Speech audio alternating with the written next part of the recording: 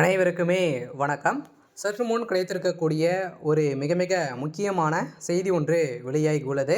சற்று முன் செந்தில் பாலாஜிக்கு 17 ஆண்டுகள் ஆயுள் தண்டனை. இது மாதிரி வந்து பார்த்திங்கன்னா செய்திகள் வந்து வெளியாயிருக்கு. சதுரடியாக அனைவருக்குமே தெரியும். செந்தில் பாலாஜி அவர்கள் வந்து பார்த்திங்கன்னா ஏற்கனவே முக்கிய வழக்கெல்லாம் ஊழல் வழக்கில் வந்து பார்த்திங்கன்னா வசமாக சிக்கியிருக்காரு. இதை தொடர்ந்து இப்போ சமீப காலத்தில் வந்து பார்த்திங்கன்னா வரலாற்றிலே முதல் முறையாக வந்து பார்த்தீங்கன்னா டாஸ்மாக் கூடிய நிறுவனத்தில் நடந்த ரைடின் அடிப்படையில் செந்தில் பாலாஜி அவர்களும் பார்த்தீங்கன்னா குறைந்தபட்சம் 1000 கோடிக்கு மேலே மெகா ஊழல் நடந்திருக்கு அப்படின்னு தான் நிறுவனமாகி திமுகவுக்கு ஒரு மிகப்பெரிய சிக்கலை வந்து ஏற்படுத்தியிருந்தது. இதன் அடிப்படையில் செந்தில் பாலாஜி அவர்கள் வந்து காப்பாற்றும் விதமாக திமுக செயல்பட்டு வந்தாலுமே மீண்டும் அதிரடியாக கரூரில் நடந்த சம்பவத்தின் அடிப்படையில் செந்தில் பாலாஜி அவர்களுக்கு வந்து பார்த்தீங்கன்னா அதிரடியாக நீதிமன்றம் போட்ட உத்தரவின் அடிப்படையில் அவருக்கு ஏற்கனவே வந்து பார்த்தீங்கன்னா நீதிமன்ற கஸ்டடியில் தான் வந்து இருக்கார். இருந்தாலுமே இப்போ அதிரடியாக அவருக்கு வந்து ஆயுள் தண்டனை வந்து பார்த்தீங்கன்னா வழங்கியிருக்காங்க.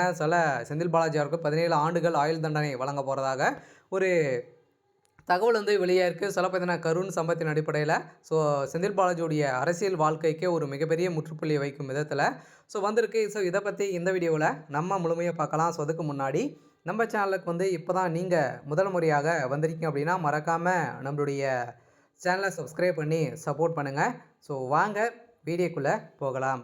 அது பார்த்தீங்கன்னா செந்தில் பாலாஜி அவர்களுக்கு அனைவருக்குமே தெரியும். செந்தில் பாலாஜி வந்து பார்த்தீங்கன்னா இப்போ தான் வந்து திமுக வந்து இணைந்து திடீர்னு வந்து அமைச்சராக ஒரு மிகப்பெரிய கரூர் கோட்டையாக வந்து அவர் வந்து வைத்திருக்காரு. இதன் அடிப்படையில் திடீர்னு கரூர் கோட்டையில் அமைச்சராக பொறுப்பேற்று வெற்றி பெற்று பொறுப்பேற்று இருக்கக்கூடிய சூழ்நிலையில் திடீர்னு பார்த்தீங்கன்னா ஏற்கனவே அதிமுக ஆட்சி காலத்தில் இருக்குமாறு சொத்து குவிப்பு வழக்கின் அடிப்படையில் அதிரடியாக வந்து பார்த்தீங்கன்னா செந்தில் பாலாஜி அவர்கள் வந்து கைது செய்யப்பட்டு ஒரு 1.5 வருட காலமாகவே புழல் சிறையிலிருந்து இருந்து இப்போ செந்தில் பாலாஜி அவர்கள் வந்து அமைச்சராக இருந்தார். திடீர்னு வந்து சிறையிலிருந்து வந்த உடனே அடுத்த 5 நாட்களே அமைச்சராக பொறுப்பேற்ற நிலையில் ஒரு மிகப்பெரிய சிக்கலை வந்து ஏற்படுத்தின நிலையில் அவருடைய வாழ்க்கைக்கு ஒரு முற்றுப்புள்ளி வைக்கும் விதமாக நீதிமன்றம் போட்ட உத்தரவின் அடிப்படையில் இப்போ இலாகலாத அமைச்சராக இருக்கார்.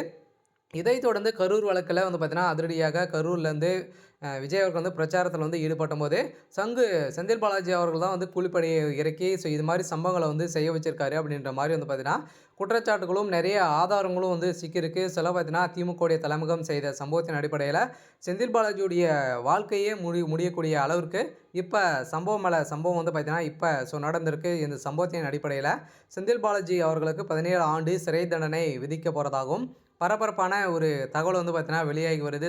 இவருடைய வழக்கு தேதி குறிப்பிடாமல் வந்து இருக்காங்க. இந்த வாரத்தில் நடக்கலாம் அப்படின்ற மாதிரி ஒரு தகவல் வந்து வெளியாயிருக்கு. செந்தில் பாலாஜியுடைய கதை ஒட்டுமொத்தமாக முடிய போகுது. அவருடைய சொத்துக்கள் அனைத்துமே முடக்கப்படுவதாகவும் ஒரு தகவல் வெளியாயிருக்கு. சரி, ஓகே. இன்னைக்கான அப்டேட் வந்து இதுதான். மறக்காமல் நம்மளுடைய சேனலை சப்ஸ்கிரைப் பண்ணி சப்போர்ட் பண்ணுங்கள். தேங்க்யூ.